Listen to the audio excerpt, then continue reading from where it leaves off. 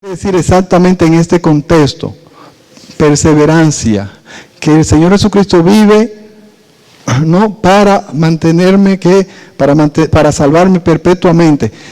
Lo que quiere decir es que el Señor Jesucristo vive para mantenerme, para asegurarse de que yo esté salvo hoy, mañana, la semana que viene, el año que viene, la década que viene, con relación al tiempo perpetuo, para siempre. ¿No? Y tiene otra dimensión, esta palabra perpetua es también en su totalidad.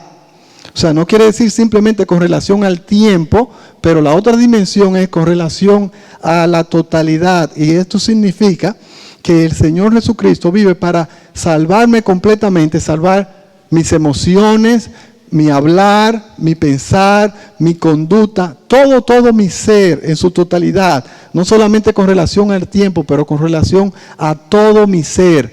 ¿Ok? Que Dios está trayendo y asegurando todo mi ser a una absoluta salvación, ¿no? Y esas son las dos dimensiones, con relación al tiempo y con relación a todo mi ser, mis emociones, mis motivaciones, mis sueños, todo lo que yo soy. Dios lo va a traer, Dios se asegura, Cristo Jesús se asegura de que Él lo va a traer a una perfecta y absoluta salvación. Salvación, ¿no? Y una forma subjetiva, número 2 en la introducción, y eso significa ahora que nuestros pecados, que mis pecados han sido perdonados, que estoy unido a Cristo y que voy al cielo, ¿no? Y esa es la dimensión que veremos. Y la semana pasada comenzamos con el bosqueo. Punto número 1, razones por este estudio. No voy a entrar en detalle. Letra A, por la realidad del engaño. Así lo dice la Biblia, que hay muchas personas que creen que van a ir al cielo, pero en realidad están engañados, que en realidad no están en camino al cielo. Y vemos muchos ejemplos en las escrituras de este tipo de personas. Letra B, por la realidad de las dudas. Y digo que en cierta forma esto es lo contrario a la A, o la otra cara de la moneda de la A. Esto es personas que en realidad sí son creyentes, pero no saben, pero tienen dudas, no están seguros de que van al cielo, ¿no? Y también la Biblia habla de da muchos ejemplos acerca de esto, ¿no? En el libro de Hebreos, en el libro de Segunda de Pedro, también, por ejemplo, vemos, si están tomando nota, Segunda de Pedro 1, 8 y 9, Hebreos 10, 35, entre otros, ¿no? Lo que están tomando en la letra A, un ejemplo solamente le voy a dar, Mateo 7, del 21 al 24, más que suficiente, ¿no? Muchos me dirán en aquel día, ¿no? Estábamos camino al cielo, no, estaban engañados, nunca lo conocí, apartados de mí, ¿no? Entonces, letra C, porque Dios desea que los suyos estén seguros de la salvación.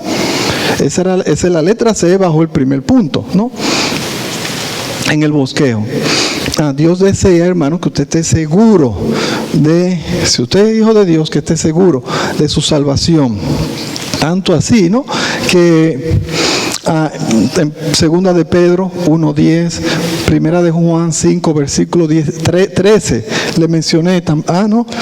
Ahí vimos que Primera de Juan, la letra en su contenido completo, en realidad, no, tenía como propósito el versículo 13, ahí él lo dice, el propósito de esta carta, ¿no?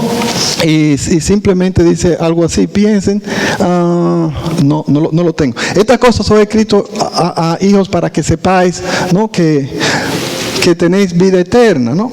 Déjenme leérselo simplemente para hacerle justicia. Dice, estas cosas escribo a vosotros que creéis en el Hijo de Dios, ¿no? Y déjenme llegar allá. 1:10, no, 5:13. Estoy en el libro equivocado. Primera de Juan 5:13.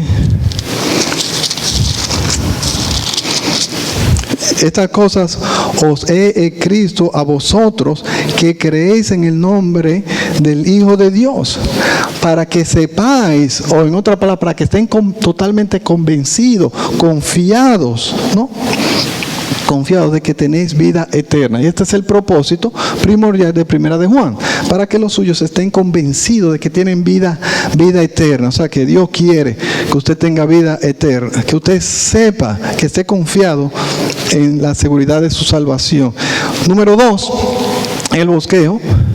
Bases o razones por las cuales ustedes y yo podemos estar seguros de la salvación, entre paréntesis, a pesar de nuestros muchos pecados. No, yo sé que no dice muchos, pero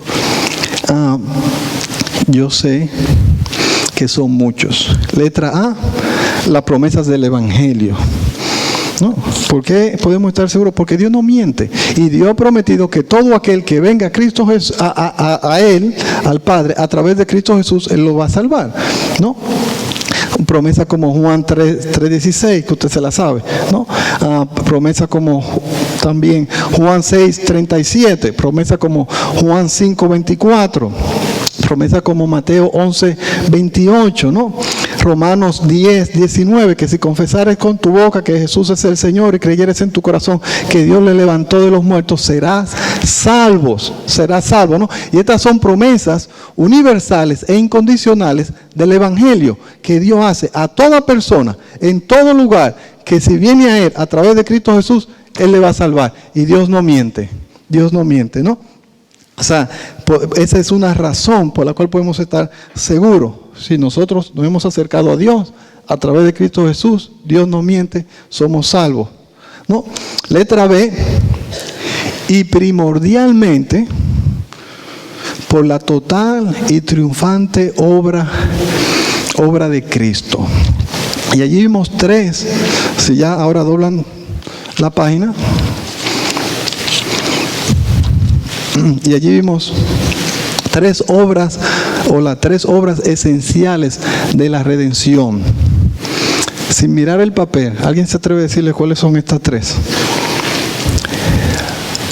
Las 3 obras esenciales de Cristo Jesús, por supuesto, en el Evangelio, en la salvación, ¿no? De nuestra redención, o para nuestra redención. Mire, hermanos, mi propósito como pastor maestro de la congregación, es que todos, independientemente de su edad, bueno, todos los que están aquí por lo menos, ¿no? Independientemente de su edad, que ustedes sepa de memoria, de requete memoria, estas 3 obras esenciales del Evangelio, ¿no? De la redención en Cristo Jesús. Primera, que la muerte de Cristo afecta, como sacrificio, afecta nuestro perdón, que la obra de Cristo como sacrificio, hay más en la obra de Cristo que un sacrificio, pero como sacrificio asegura el perdón de nuestros pecados, ¿no? O afecta nuestro perdón. Número 2, déjeme darle el versículo para aquellos de ustedes que no estuvieron aquí. Efesios 1, versículo 7, ¿no? Primera de Juan 1:7 también, entre otros. Pero nos movemos al segundo punto, o la segunda obra esencial, ¿no? de la redención. La primera es la muerte de Cristo afecta, como sacrificio, afecta mi perdón. Por su sacrificio, por su muerte, mis pecados quedan anulados, Dios lo quita. Dios no solamente lo cubre, lo quita, lo borra, lo desaparece, como que no existe, ¿no? No solamente eso, pero es muy importante entender bajo el sacrificio de Cristo para afectando mi perdón, es que Cristo en la cruz tomó nuestros pecados. No solamente toma nuestros pecados. ¿Qué hizo Dios el Padre con Cristo Jesús en la cruz? Una vez tomó nuestros pecados, derramó su ira, derramó el castigo que nuestros pecados merecían en Cristo Jesús. Hermanos, por eso Él lo hizo, lleva a cabo nuestro perdón con plena justicia. Él no pasó nuestros pecados por encima. Él, por así decir, perdón el lenguaje, pero Él no se hizo el loco con nuestros pecados. Él lo castigó. Es muy importante que usted entienda eso. Ok. Entonces, ya así ya no hay más pecado en mí, no hay más ira.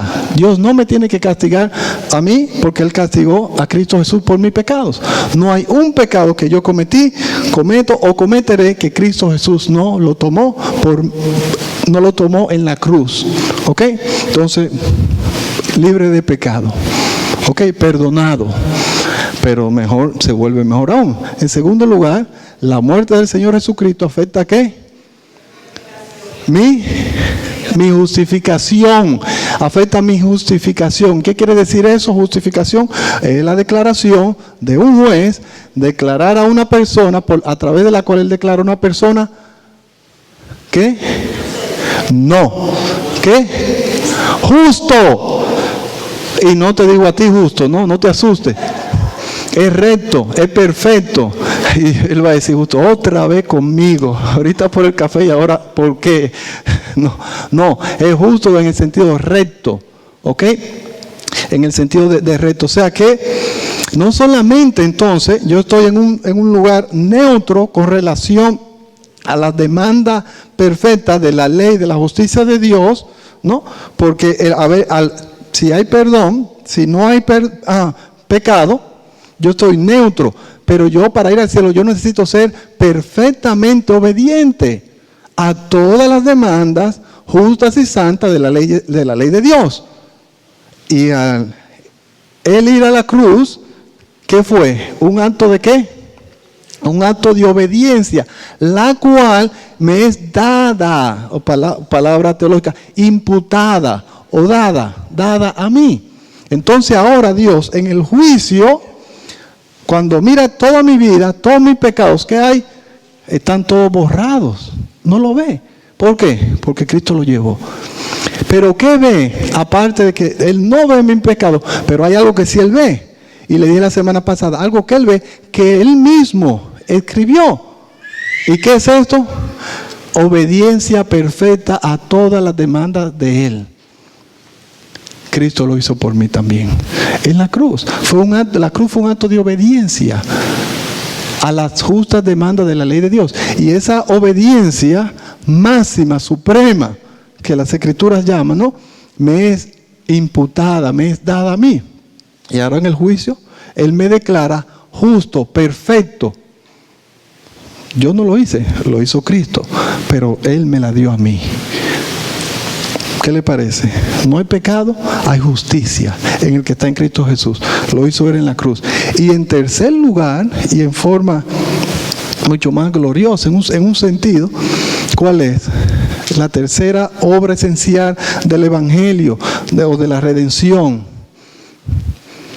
La intercesión de nuestro Señor Jesucristo. ¿Garantiza? Nuestra perseverancia, exacto, en la salvación. Y esa es la tercera, ¿no? La intercesión. O sea que también vemos que en las Escrituras, eso lo vemos en Hebreos 7, versículo 25, ¿no?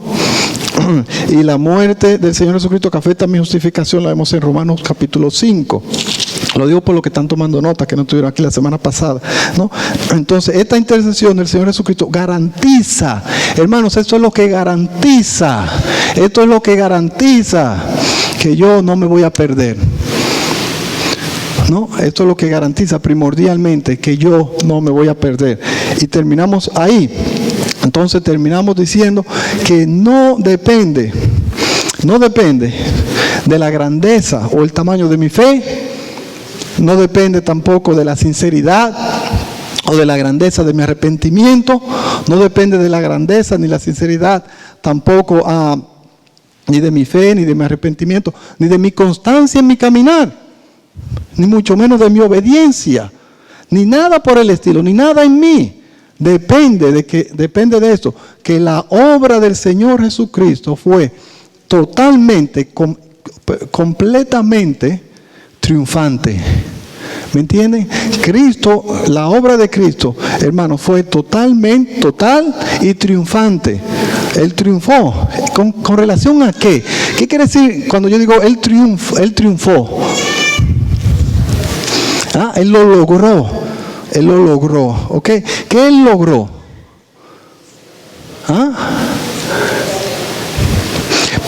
Él logró, hermanos, mi salvación. Manténgalo simple. Él logró en una forma absoluta y completa mi salvación. Porque eso es lo que esta obra de la redención aseguran, garantizan.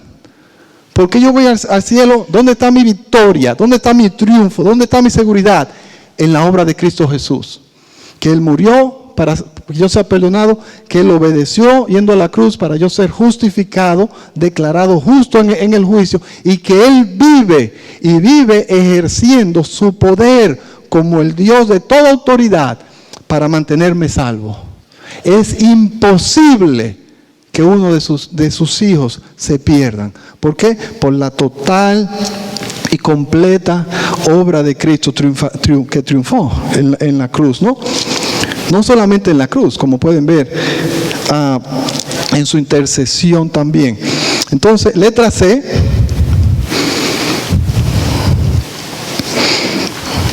Y recuerden, el infinito amor de Dios. El infinito amor de Dios. Solamente para que usted pueda ver todo el bosquejo el bosquejo o el sermón, el estudio en su forma total, en su imaginación, en su mente. ¿Qué yo quiero decir con el infinito amor de Dios? Bueno, que el infinito amor de Dios garantiza mi salvación. Garantiza mi salvación, ¿no? Yo puedo confiar, yo puedo estar seguro de mi salvación por el infinito amor de Dios. Yo puedo estar seguro de mi salvación por las promesas del Evangelio, porque Él ha prometido que si yo voy a Él, Él me va a salvar, a través de Cristo Él me va a salvar, y Él no miente. En segundo lugar, y en una forma mucho más gloriosa, porque Cristo, ¿no?, triunfó en su obra de redención. Y en tercer lugar, por el infinito amor de Dios. El infinito amor de Dios. Ahora bien, aquí comienza usted ya todos a tomar nota. El infinito amor de Dios, letra número 1, es inmerecido. Es inmerecido. Ahí usted tiene punto 1, ¿no? Ahí usted va a escribir al lado. Es inmerecido. Si quiere escribir, el amor de Dios es inmerecido, no importa. Pero primero, es inmerecido. Vengan conmigo, por favor, y van a notar también el versículo bíblico. Romanos 5, versículos del 6 al 10. Al lado allí donde ustedes escribieron, es inmerecido. Donde ustedes escribieron, eso significa, hermanos, por favor, que todos ustedes deberían de estar escribiendo, ¿no? Es inmerecido. Romanos 5, del 6 al 10. Inmerecido, ¿cómo se dice inmerecido en español? En inglés, en español. Undeserved. Ok. Entonces, Romanos 5, vengan conmigo a Romanos 5. Todos ustedes, todos, por favor. Romanos 5, versículo 6. ¿Están allá? Ok. Léanlo ustedes conmigo en voz baja, pero léanlo todos. Porque Cristo, cuando aún éramos débiles, a su tiempo murió por los impíos. Versículo 7. Ciertamente, apenas morirá alguno por un justo. Con todo, pudiera ser que alguno osara morir por el bueno. Mas Cristo muestra su amor para con nosotros en que, siendo aún pecadores, Cristo murió por nosotros. Pues mucho más, estando ya justificado en su sangre, por Él seremos salvos de su ira. Porque si siendo enemigos fuimos reconciliados con Dios por la muerte de su Hijo, mucho más, estando reconciliados, seremos salvos por su vida. Y la palabra vida implica que Él resucitó de los muertos y vive para asegurar que yo llegue al cielo, ¿no? Que Él resucitó de los muertos y vive, ¿no? Ahora bien, vengan conmigo rápidamente a Efesios. También anote Efesios 1, 3 al 5.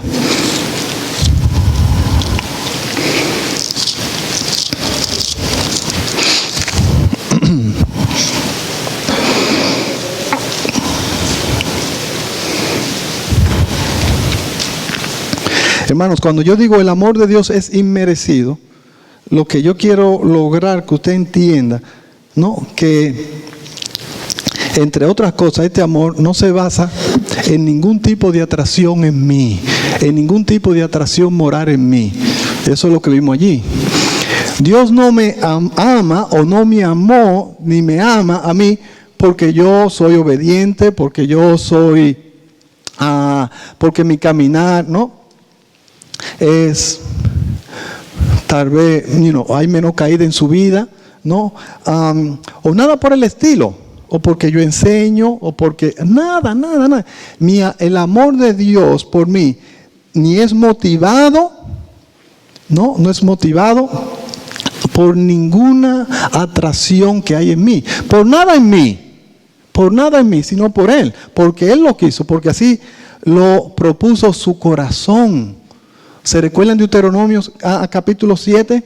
Cuando le hacen la pregunta a Dios, ¿por qué amaste a Israel? El más pequeño, insignificante y rebelde pueblo de todas las naciones. ¿Qué responde?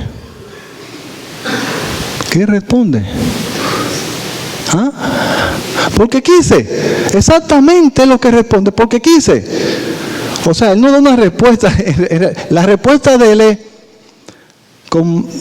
perdón, pero para que no se le olvide, porque a mí me dio la gana.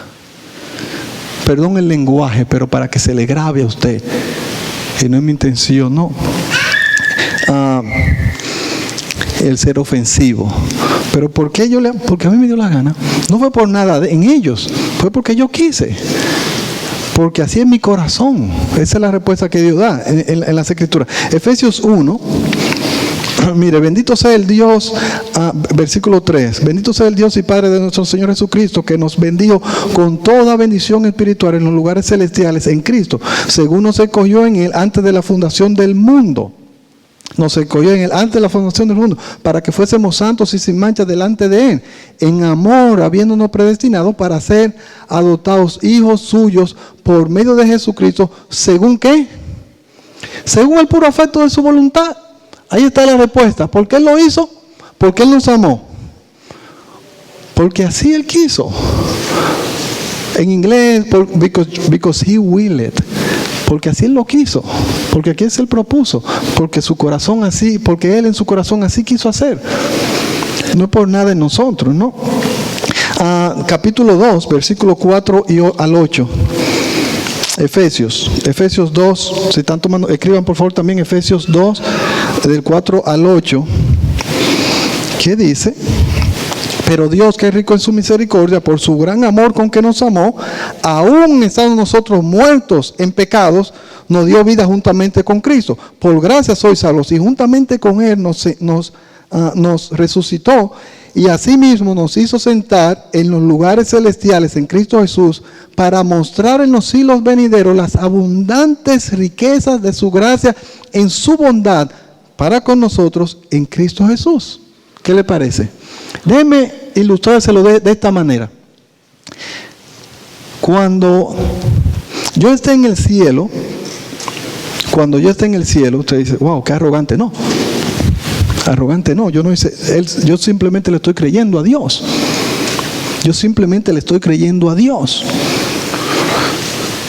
Cuando yo esté en el cielo, yo, Juan Carlos Castellanos, yo voy a hacer un trofeo de la gloria de Dios, específicamente un trofeo de la gracia y la misericordia de Dios, que va a brillar. Un trofeo que va a brillar, ¿de qué? De mi fidelidad,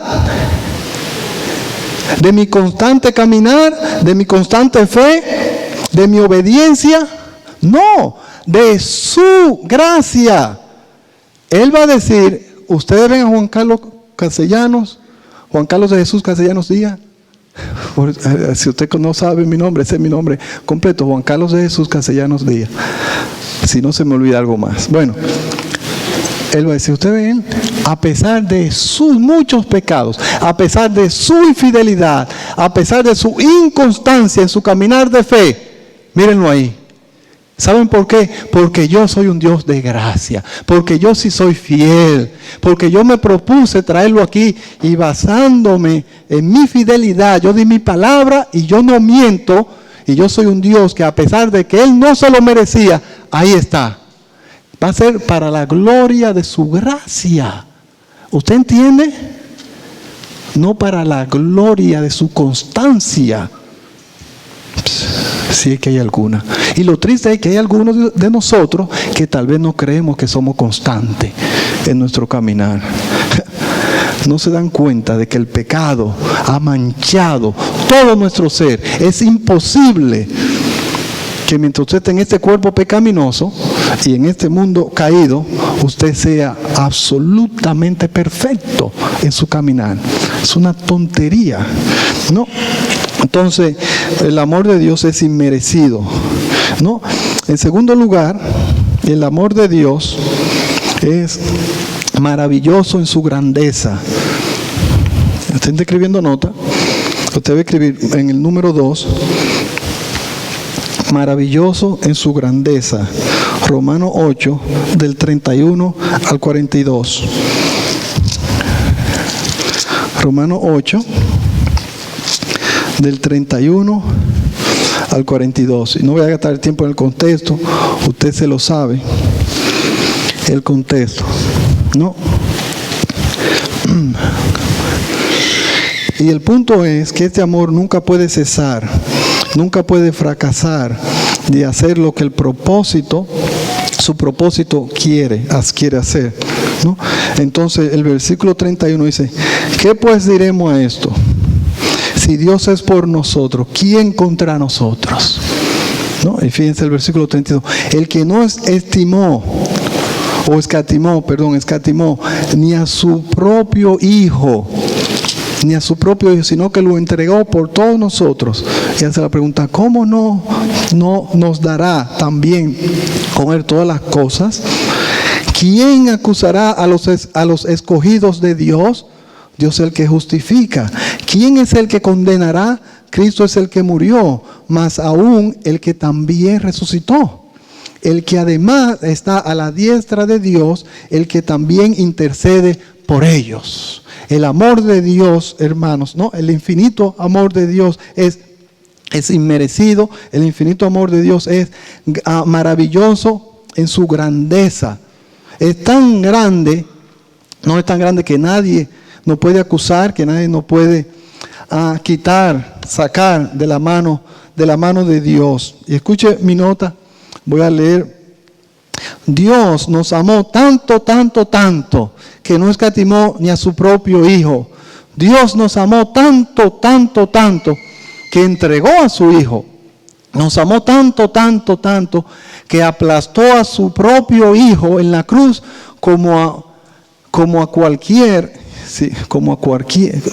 como se aplasta un insecto asqueroso como una cucaracha. Dios nos amó tanto, que aplastó como se aplasta un asqueroso insecto como una cucaracha en la cruz por nosotros. Dios nos amó tanto, que mandó a su Hijo a interceder por nosotros. La pregunta que tengo, ¿usted piensa por un segundo que un amor que logró todo esto, que atravesó todo esto, que planeó todo esto, que hizo todo esto, mandar a su Hijo, aplastar a su Hijo y mandar a su Hijo obedecer por nosotros, ¿puede acaso ese amor ser interrumpido o fracasado? Puede ser. Imposible. Eso es lo que Romanos 8 nos dice. Es imposible. Ese amor es tan grande, ¿no? Que no va a fallar en su propósito. No, es imposible. Simplemente, ¿no? Ese amor, por supuesto, se puede comparar al amor de una madre, en cierta forma, ¿no? Miren, si usted cree, usted póngase a pensar en un segundo, póngase a pensar, después que llegue a su casa, todo lo que Dios hizo, planeó, solamente todo lo que Dios planeó para nuestra salvación. Y usted piensa que este amor que le llevó a Dios a planear todo el proceso de salvación, todo el plan de la redención, ¿usted cree que de alguna manera este amor puede fracasar ahora? Por favor. No. Número 3. Inmutable en su existencia y su propósito. Romanos 8, 35 al 19. Y aquí bajo esto, hermanos, simplemente el punto es que nada ni nadie puede disminuir el inmutable amor de Dios para con los suyos. Simplemente eso no lo tienen que escribir, dicho sea de paso. Y por supuesto, y esa es la base de nuestra salvación. Miren, lean conmigo Romanos 8, comenzando en el 35. ¿Quién nos separará del amor de Cristo? Tribulación o angustia, o persecución o hambre, o desnudez, o peligro, o espada, como es escrito, por causa de ti somos muertos todo el tiempo, somos contados como ovejas de matadero. Antes, en todas estas cosas, somos más que vencedores por medio de aquel que nos amó, por lo cual estoy seguro de que ni la muerte, ni la vida, ni los ángeles, ni principados, ni potestades, ni lo presente, ni lo porvenir, ni lo alto, ni lo profundo, ni ninguna otra cosa creada nos podrá separar ¿de qué? Del amor de Dios que es en Cristo Jesús, Señor nuestro. Nada. ¿Por qué? Porque el amor de Dios, hermanos, es inmutable en su existencia y en su propósito. ¿Por qué existe y cuál es el propósito del amor de Dios en Cristo Jesús para con los suyos? Para salvarnos. Y usted cree, hermanos, una vez más, que este amor que hizo todo esto, de alguna manera sus pecados van a lograr hacer fracasar ese amor. Como dicen los americanos, shame on you. Shame on you. Letra D para terminar, hermanos. Las evidencias de la regeneración.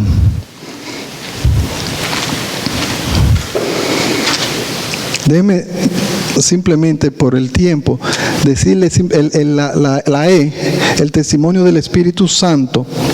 Romanos 8, versículo 16. Solamente le voy a dar ese versículo. ¿Qué quiere decir el testimonio del Espíritu Santo? El Espíritu Santo, hermano, que mora en nosotros, nos asegura, nos dice, tú eres mi hijo.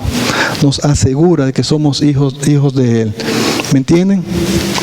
Este es el ministerio del Espíritu Santo en nosotros, asegurarnos, decirnos, convencernos, inclinar nuestros corazones a que le pertenecemos a Él. ¿Ok? Pero quiero tomar lo que me falta del tiempo en la letra D, las evidencias de la regeneración.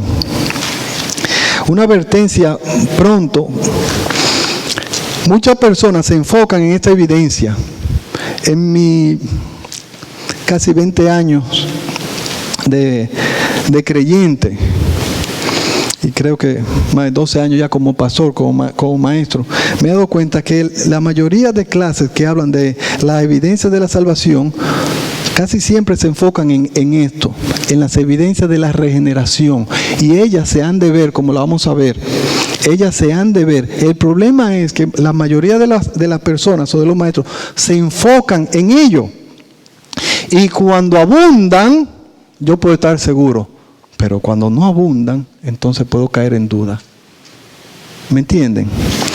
Hemos de verla, sí, pero nos debemos de enfocar no en nosotros mismos, sino en todo lo que yo le acabo de decir, en la promesa de Dios, en la obra de la cruz, y en tercer lugar, el infinito amor de Dios. Cuando usted toma todo esto, y debe de tomar las evidencias de la cruz, la debe de ver, la evidencia de la regeneración. ¿Cuáles son ellas? Bueno, En primer lugar, letra 1, fe. Fe. ¿Qué yo quiero decir con evidencia de la regeneración? Antes de seguir. ¿Qué yo quiero decir con evidencia de la regeneración? En mi vida, si yo soy un creyente, a mí me encanta moverme, y los que están grabando me dicen, no te puedes mover. Bueno, ok, no me voy a mover. Aquí me voy a quedar, voy a ser obediente. No, miren, lo que están grabando es la cámara, por si acaso usted dice, lo que están grabando, sí. Miren, la evidencia de la regeneración es que si yo confieso ser un hijo de Dios, deben de haber ciertos frutos en mi vida, deben de haber evidencias que prueben de que yo le pertenezco. ¿Estamos? Ok, entonces estas son las evidencias de la regeneración o de la salvación, ¿no? Número 1, fe, confianza, ¿no? Estar convencido, ¿no? O fe en mi Cristo, por supuesto. Primera de Juan 5. Vengan conmigo a Primera de Juan.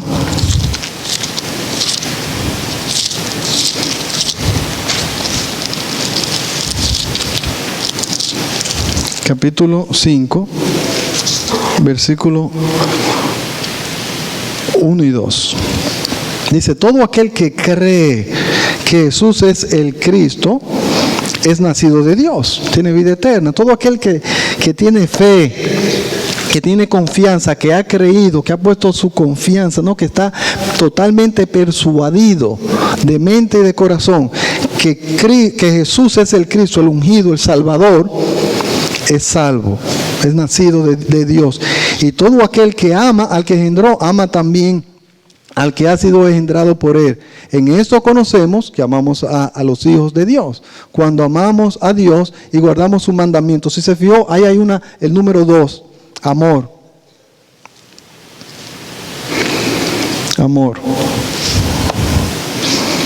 También Primera de Juan 5, 2 y 3. Porque te dice, pues este es el amor de Dios, que guardemos sus mandamientos. Y sus mandamientos no son gravosos, ¿no? Ahí tenemos la 3, obediencia, ¿no? Entonces, una persona que es nacida de Dios, una persona que es salva, una persona que confiese, que ha creído en Dios, es una persona que confía en Jesús, ¿no? Miren, una evidencia dentro de esta, no la tiene usted que escribir, pero la tengo que mencionar, es que una persona que es salva comparte el Evangelio. ¿Por qué? Porque confía que solamente hay un Salvador, un camino. Sabe y entiende que Cristo lo salvó ¿de qué? Lo salvó. Si lo salvó, hay algo que él iba a tener a un lugar donde él iba a tener que ir. Lo salvó de ir al infierno. Y una persona que confía, que tiene fe, que sabe, que está persuadido, ¿no? De que Dios en Cristo Jesús lo salvó de esa condenación, de la ira de Dios, del infierno, ¿no? Ama a los demás, primordialmente a sus hijos. Está convencido, confía, sabe, está totalmente persuadido que si sus hijos de no arrepentirse irán al infierno, de lo cual él fue salvado. Él cree, él está convencido, él está totalmente persuadido de esto. ¿Cómo se demuestra? Confiando en él, guardando sus mandamientos, evangelizando a los demás, porque la fe y el amor y la obediencia van unidos. Es una evidencia de que yo he sido regenerado. Lo más importante, miren, leímos hoy 3 de Juan, versículo 8, dice que nada le trae más gozo, más alegría a Juan que el ver que sus hijos caminen en la verdad. Nada me trae más alegría a mi vida como padre que ver que mis hijos anden en la verdad. Y nada me trae más tristeza, nada que ver que mi primer hijo, Fabian, no ande en los caminos de Dios. Está camino al infierno de no arrepentirse. Él va allá. ¿Sabe usted ser salvo? Usted va a tener esto. No va a haber nada más importante en su vida con relación a los demás que verlos salvos. Es imposible que un padre diga, sí, yo soy salvo, y nunca le comparte el evangelio y no haga todo lo posible de rogarle, de llorar, de todo lo posible por ver que su hijo o su hija vengan a los caminos del Señor. Si usted dice que es creyente, esta evidencia tiene que estar allí. Santidad. Primera de Juan 1, versículos 5 y 6, solamente la voy a mencionar. Y capítulo 2 de Primera de Juan, del 3 al 4. ¿Y qué nos dice esto? Que si caminamos en luz, no, que Dios es luz y no hay ninguna tiniebla en él. Ese es el mensaje que hemos traído desde el principio, que Dios es luz y primordialmente a Dios ser luz es que Dios es santo, santidad y pureza moral. Y él dice, si nosotros decimos que andamos en luz, que le pertenecemos a Él, tenemos que andar en luz. Si andamos en tinieblas, dice, nos engañamos y la verdad no está en nosotros. Primera de Juan, escríbelo por favor, 1, versículos 15 y 10, Primera de Pedro, capítulo 1, versículos 15 y 16. Dios dice, yo soy santo, por lo tanto, sean santos. Sin santidad nadie verá el rostro de Dios. Nadie. Hermanos, en Primera de Corintios, no lo tienen que escribir allá, capítulo 6 dice, ni los fornicarios, ni los adúlteros, ni los idólatras, ni los afeminados, ni los que se echan con varones, ni los ladrones, etcétera, etcétera. No van ellos a heredar el reino de Dios. No se engañen. Usted es salvo, usted va al cielo, ¿cómo usted puede estar seguro de ello? ¿Hay esas evidencias en su vida? Es muy bonito y muy fácil. El amor de Dios, su infinito amor, y allí debe estar nuestra confianza. Pero si estas cosas no están en su vida, usted no va al cielo, usted no es salvo. Simplemente, ¿no? Arrepentimiento es otra, Hechos 3:19. Y arrepentimiento, dice, no, arrepentidos y convertidos para que sus pecados puedan ser borrados, literalmente, eso es lo que dice. ¿Qué es arrepentimiento? Mire, déjenme ponerlo de una forma, de esta manera. Hay muchas formas en las cuales yo lo puedo poner, pero de esta manera.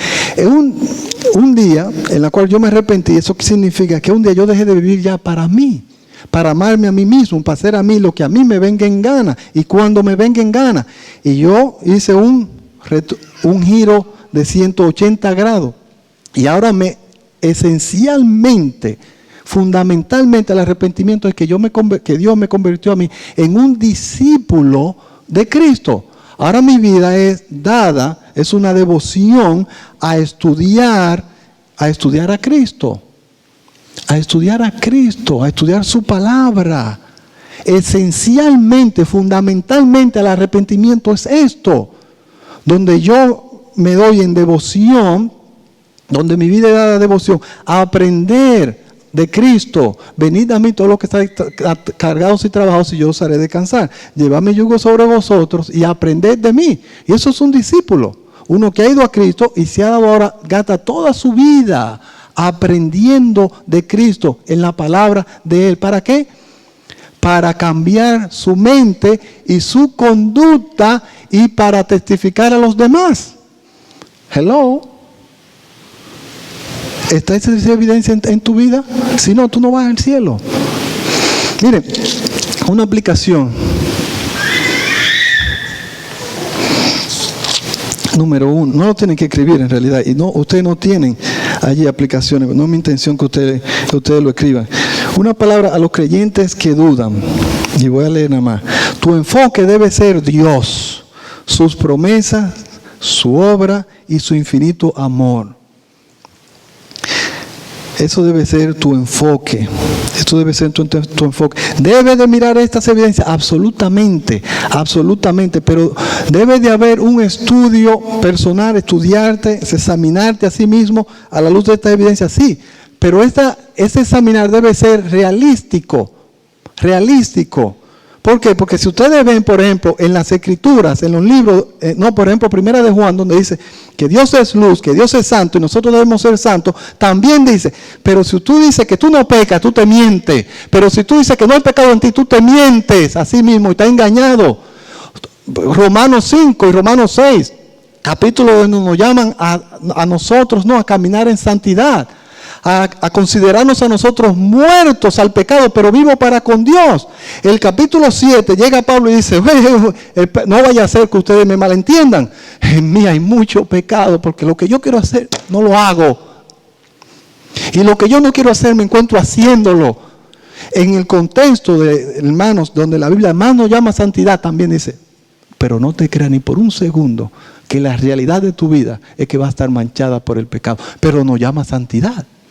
Nos llama a obedecer, nos llama a ser discípulos, nos llama a venir a congregarnos. Qué pena me da, por ejemplo, y le soy sincero, y de algunos de ustedes incluso hasta dudo de su salvación, cuando son solamente creyentes de domingueros. O sea, de domingueros en el sentido de venir al servicio nada más. Porque un fruto, una evidencia de la regeneración es esta hambre y este amor y esta pasión por la palabra de Dios. Y yo entiendo que hay personas de ustedes que no pueden venir más temprano. Y yo entiendo que hay personas de ustedes que no pueden venir los días miércoles. Pero ustedes, de aquellos que pueden venir y no hay el deseo, y no vienen porque en realidad no hay el deseo de venir, shame on you. Vergüenza debería de darte. Hermanos, y una palabra para terminar de ánimo, yo diría, ¿no? Yo diría una palabra de ánimo. Yo no entiendo algo que pueda traer, como estudiante de las Escrituras, yo no puedo traer, ver en las Escrituras algo más que produzca en nosotros una estabilidad de estar seguro de la salvación. En el medio de los problemas, usted dirá, bueno,